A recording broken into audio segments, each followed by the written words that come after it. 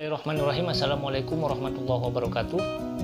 Selamat pagi sobat-sobat literasi. Kita bertemu kembali dalam channel akun YouTube Muhammad Sofa Sazili. Di kesempatan kali ini saya masih akan mereview bukunya Buya Hamka yang berjudul Merantau ke Delhi. Sebelumnya saya sudah pernah mereview bukunya Buya Hamka yang berjudul Di Bawah Lindungan Ka'bah. Namun pada kesempatan kali ini saya akan mereview bukunya yang lain, yakni Merantau ke Delhi, untuk teman-teman penggiat literasi di seluruh tanah air. Namun sebelum saya mulai, saya berharap bagi teman-teman yang baru berkunjung ke channel akun YouTube ini, saya berharap teman-teman bisa mensubscribe channel ini. Tujuannya adalah agar teman-teman bisa memperoleh informasi-informasi terbaru terkait dunia literasi dan buku yang sedang dan akan saya review. Terima kasih bila sudah mensubscribe. Selanjutnya saya akan memulai menjelaskan isi yang ada di dalam buku ini. Buku ini menggambarkan tentang dua adat, tradisi, dan budaya Nusantara yang digambarkan oleh dua tokoh utama yang ada di dalam buku ini, yakni Ponim dan Leman. Ponim dan Leman berasal dari dua suku yang berbeda. Ponim berasal dari suku Jawa, Leman dari suku Minangkabau. Keduanya bertemu dan dipertemukan oleh Allah Subhanahu wa Ta'ala di tanah Delhi. Ponim yang orang dari Jawa merantau ke Delhi dikarenakan iming-iming pekerjaan yang nyaman, yang enteng, dan yang enak oleh para makelar pencari kerja. Jadi Ponim datang ke tanah Delhi karena diiming-imingi pekerjaan yang nyaman, yang layak, dan enak oleh para makelar pencari kerja yang ada di tanah Jawa. Setelah sampai di tanah Delhi, ternyata harapannya untuk mendapatkan pekerjaan yang enak, yang layak, dan yang enteng ternyata tidak sesuai dengan harapan dan iming-iming yang disampaikan oleh para makelar pencari kerja itu. Justru sebaliknya, Ponim malah hidup sengsara. Ia malah dijadikan istri simpanan dari tuan tanah yang ada di tanah Delhi. Ini membuat Ponim merasa ia bukan lagi orang yang suci, dikarenakan ia menjadi istri simpanan dari seorang mandor, seorang tuan tanah. Di suatu kesempatan, Ponim bertemu dengan Leman, salah seorang pemuda yang berasal dari Minang. Ia datang ke tanah Delhi untuk berdagang. Di sana ia bertemu dengan Ponim. Sering bertemu, sering bersapa, sering berbicara pada akhirnya. Tak berselang lama, keduanya mulai tumbuh benih-benih cinta di antara keduanya. Akhirnya, pada suatu kesempatan, Leman memberanikan diri untuk mengajak Ponim menikah dan lari dari tuan tanah yang menjadi suami simpanan dari Ponim. Tentu saja Ponim yang sudah merasa hidup nyaman sudah mengetahui beberapa informasi yang ada di tanah Delhi terkait dengan beberapa istri simpanan dari seorang tuan tanah yang dinikahi oleh anak muda yang hanya mencari emas dan harta yang dimiliki oleh istri simpanan dari tuan tanah tersebut. Setelah harta dan perhiasan yang dimiliki oleh istri dari tuan tanah tersebut hilang, habis, ia dicampakkan. Ponim tidak menginginkan hal itu terjadi pada dirinya ketika Leman mengajak dia untuk menikah. Ponim berusaha memberikan penyadaran kepada Leman terkait beberapa perempuan yang sudah mengalami nasib yang sama, yang ia diajak nikah oleh salah seorang pekerja kuli kontrak yang ada di tanah Delhi. Ternyata setelah hartanya yang didapat dari suami simpanan atau tuan tanah tersebut habis, ia malah dicampakkan oleh laki-laki yang baru dikenalnya. Ponim tidak menginginkan hal itu terjadi pada dirinya. Makanya ia berusaha untuk memberikan dan meneguhkan si Leman bahwa perasaan cinta yang ada dalam diri Leman itu benar-benar perasaan cinta yang sejati, yang kelak tidak akan mencampakkan si Ponim. Leman sebagai seorang pemuda berusaha untuk memberikan kesadaran dan penyadaran kepada Ponim agar mau menikah dengannya. Setelah melalui beberapa obrolan, Ponim akhirnya takluk juga dengan ajakan Leman. Keduanya pun akhirnya menikah dan lari keluar dari tanah Delhi karena takut dikejar oleh tuan tanah yang menjadi suami simpanan dari Ponim. Setelah menikah, Leman yang awalnya pedagang kecil, Leman ini latar belakangnya dia seorang pedagang kecil. Dia tidak punya modal besar untuk meluaskan usaha yang dimilikinya. Dia tidak punya modal. Nah, melihat usaha dan perniagaan dari suaminya, yakni Leman, Ponim merasa bersalah. Ia berusaha memberikan bantuan kepada Leman. Sayangnya sebagai seorang laki-laki Minang, pantang untuk membicarakan persoalan dan masalah keluarga kepada sang istri. Karena semua beban, semua masalah keluarga itu ditanggung oleh laki-laki. Begitu pikiran Leman. Ponim yang berasal dari Jawa memiliki pemikiran yang berbeda dalam hubungan rumah tangga di antara keduanya. Ponim menginginkan adanya saling keterbukaan, adanya saling kepercayaan di antara dua pasangan suami istri. Jika ada masalah harus disampaikan bersama. Nah, ini yang kemudian membuat si Leman berani mengutarakan problem yang sedang dihadapinya, yakni problem perniagaan. Ponim tahu bahwa barang-barang dagangan yang dimiliki oleh Leman itu tinggal sedikit dan itu tidak cukup untuk menghidupi penghidupan mereka. Dengan keikhlasan hati, Ponim memberikan semua perhiasan yang dimilikinya kepada Leman. Semua perhiasan, kalung, anting, gelang, dan peniti emas semuanya diberikan kepada Leman untuk digadaikan atau dijual. Kemudian uang itu dijadikan modal perniagaan. Tentu saja Leman merasa berterima kasih dengan pemberian modal tersebut yang berasal dari istrinya. Hasil dari penjualan perhiasan istrinya itu kemudian dijadikan modal oleh Leman. Dagangan atau perniagaan atau usaha mereka yang awalnya kecil kemudian lama-lama semakin membesar. Leman mempunyai beberapa karyawan pada akhirnya. Nah, ini kemudian membuat bangunan rumah tangga yang awalnya berasal dari bawah kemudian merangkak naik dan kemudian menjadi orang yang begitu dikenal di seluruh tanah Delhi. Nama Leman kemudian terdengar sangat masyhur di tanah kelahirannya, yakni di tanah Minang. Mendengar nama Leman, orang-orang Minang, saudara-saudaranya Leman, sanak famili, nenek mama, semuanya datang ke tanah Delhi. Mereka mencari pekerjaan dan meminta bantuan kepada Leman. Tentu saja Leman sebagai seorang Minang, ia membantu sanak familinya yang datang ke tanah Delhi. Diberinya semua mereka pekerjaan-pekerjaan. Dibantunya semua penghidupan mereka oleh Leman. Dan Ponim tidak merasa keberatan dengan uluran tangan Leman kepada saudara-saudaranya yang berasal dari tanah Minang. Konflik kemudian bermula ketika Leman pulang ke kampung halaman bersama Ponim, istrinya.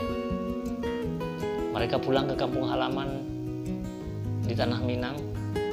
Di sana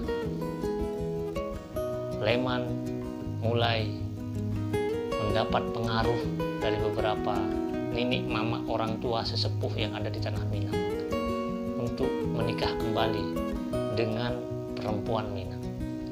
Dalam tradisi Minang, belum dibilang sah keminangannya, belum sempurna keminangannya bila ia tidak menikah dengan putri atau perempuan yang berasal dari Minang.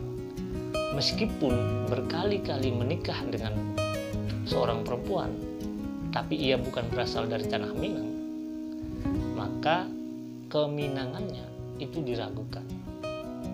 Ini dikritik Hamka sebenarnya, hal-hal yang seperti ini.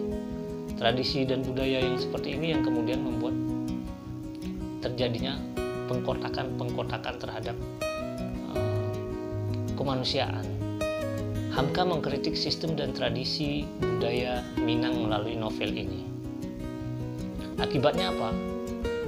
Akibatnya Leman yang awalnya sukses dengan Ponim, dan ia menikah lagi dengan perempuan yang berasal dari tanah Minang akibat bisik-bisik dari nenek mama yang ada di tanah Minang. Ia mengkhianati cinta yang sudah diberikan secara tulus oleh Ponim kepadanya. Diam-diam Leman mengirim surat ke nenek mamanya yang ada di tanah Minang dan bersedia untuk menikah dengan perempuan Minang. Ini yang kemudian membuat konflik di dalam buku ini bermula ketika Mariatun, istri kedua dari Leman, datang ke tanah Delhi. Di sanalah konflik bermula ketika Leman sudah mulai tinggal dengan istrinya yang kedua, yakni Mariatun. Mariatun yang berasal dari Minang, tentunya dia ingin hidup mewah, dia ingin hidup nyaman dengan barang-barang perhiasan yang ada di badan. Segala keinginannya dipenuhi oleh Leman. Apalagi Mariatun ini adalah seorang perawan, sedangkan Ponim saat dinikahi oleh Leman, ia adalah istri simpanan dari salah seorang tuan tanah yang ada di tanah Delhi. Kenikmatan ketika berhubungan dengan seorang perempuan, terutama perawan, ini membuat Leman lupa daratan. Ia tidak lagi memperhatikan perniagaannya, ia tidak lagi memperhatikan perusahaan yang dimilikinya, sehingga membuat perusahaannya itu kehabisan barang atau stok barang dagangannya itu hampir habis. Meski demikian, Leman tidak menyadari bahwa barang dagangannya sudah habis, karena hasil penjualan itu diberikan kepada istrinya yang kedua, diberikan emas, diberikan tanah di tanah Minang. Segala kebutuhan istri kedua itu dipenuhi semuanya. Nah, ini yang membuat perniagaan yang dimiliki oleh Leman dan Ponim menyusut. Ketika Leman tahu bahwa usaha yang dimilikinya itu hampir kolaps, terjadilah cekcok di antara dua pasangan ini, antara Leman dengan Ponim. Leman mengambil keputusan untuk membawa Ponim ke rumah yang ditinggali oleh Ponim.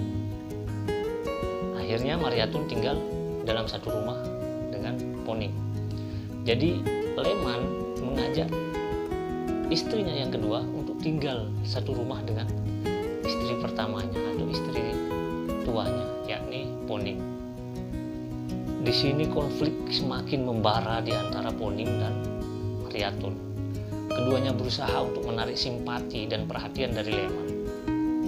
Sayangnya, Leman begitu peduli dan begitu perhatian terhadap Mariatun. Padahal Mariatun ini tidak bisa apa-apa. Masa dia tidak bisa? Dia setiap bangun pagi, bangunnya jam 10 atau jam 11 atau ketika matahari sudah berada di atas kepala. Sedangkan yang selalu masak, yang selalu berada di dapur itu adalah Ponim. Ini yang kemudian membuat konflik ini semakin terus membara.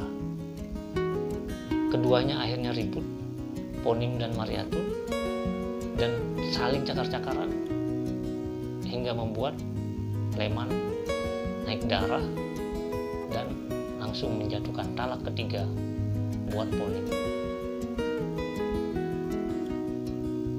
Nikah yang kedua membuat Leman salah mengambil keputusan. Akhirnya mereka terusir, Ponim terusir dari rumah karena diusir. Dia keluar karena tidak nyaman dan juga sudah diceraikan oleh Leman. Ia pergi bersama Suyono, salah seorang laki-laki yang juga berasal dari Jawa yang ikut kerja dengan Leman dan Ponim ketika perusahaan mereka masih jaya-jaya. Mereka pergi keluar dari tanah Delhi. Akhirnya tak berselang lama karena sering bersama, mereka Suyono dan Ponim menikah dan memiliki mimpi untuk bangkit kembali, berusaha. Akhirnya mereka berusaha, berniaga, dan menghasilkan perusahaan, menjadi orang yang sukses. Suyono dan Ponim. Berlaku sebaliknya dengan Leman. Leman yang awalnya memiliki perusahaan yang besar, awalnya dia perusahaannya kecil kemudian besar, dagangannya kecil, dagangannya kemudian besar. Setelah menikah dengan Ponim, kemudian dia menikah dengan Mariatun, perusahaannya menjadi bangkrut. Nah, ini sebuah pelajaran bagi kaum laki-laki di seluruh Indonesia, bahwa bila Anda menikah dengan istri, dengan seorang perempuan, maka pegang eratlah dia. Jangan sampai Anda menduakan dia. Ketika Anda sukses, maka Anda harus berterima kasih kepada istri Anda, dan jangan menduakan istri Anda, karena akibatnya nasib Leman akan menimpa kepada Anda. Buku ini mengkritik tradisi dan budaya, adat istiadat dari kaum atau dari orang Minangkabau. Hamka mengkritik adat dan istiadat dari orang Minang, terutama ketika mereka datang merantau keluar dari tanah Minang. Penghasilan yang didapat dari hasil merantau itu kebanyakan oleh orang Minang itu dikirim ke kampung halaman. Dibelikan tanah, dibelikan perhiasan kepada keluarga yang ada di tanah Minang. Berbeda dengan orang Jawa. Orang Jawa ketika ia merantau, bekerja di tanah rantau, mendapatkan penghasilan, hasil dari pekerjaannya di tanah rantau itu dibelikan tanah di tanah rantauan itu, tidak dikirim ke kampung halaman. Ini yang dikritik oleh Hamka. Itu yang pertama. Yang kedua yang dikritik oleh Hamka itu adalah ketika orang Minang itu datang merantau dalam keadaan miskin, ia tidak diperhatikan, ia tidak dianggap oleh orang kampung halamannya. Namun ketika ia sukses, semua orang akan mengakui bahwa itu adalah famili saya, itu adalah keluarga saya. Ini juga yang dikritik oleh Hamka. Yang ketiga, ada perdebatan yang sangat menarik, terutama ketika si Ponim bertengkar dengan Mariatun, istri kedua dari Leman. Dia sangat keras mengkritik dari adat istiadat Minangkabau. Mariatun merasa karena ia berasal dari Minangkabau, memiliki adat yang berperadaban, menganggap orang yang berasal dari luar Minang itu tidak berkebudayaan. Ini yang membuat Ponim begitu muntam dan marah kepada Mariatun. Semua dikuliti oleh Ponim dengan kata-kata yang sangat pedas. Jika suami Anda itu orang Minang, maka saudara-saudara ketika sudah sukses, maka saudara-saudara yang ada di tanah Minang akan menganggap bahwa Anda adalah saudara mereka. Nah, ini yang dikritik oleh Hamka. Hamka mengkritik tradisi dan budaya yang ada di tanah Minang, terutama persoalan pernikahan, persoalan harta gono gini ya. Kalau di Minang, menurut Hamka, ketika seorang laki-laki menikah dengan perempuan Minang, maka semua harta dalam keluarga tersebut itu menjadi hak dari perempuan. Berbeda dengan ketika seorang laki-laki menikah dengan perempuan Jawa, maka harta yang didapat dari keluarga tersebut adalah menjadi milik berdua. Sedangkan di Minang itu menjadi milik perempuan itu. Nah, ini berbeda tradisi dan budaya antara Jawa dan Minang. Ini yang dijelaskan oleh Hamka melalui novel yang ada di dalam buku ini. Jadi buku ini adalah kritik keras Hamka terhadap tradisi dan budaya Minangkabau. Sekian dari saya, kurang lebihnya saya mohon maaf. Billahi taufik wal hidayah. Assalamualaikum warahmatullahi wabarakatuh. Salam literasi.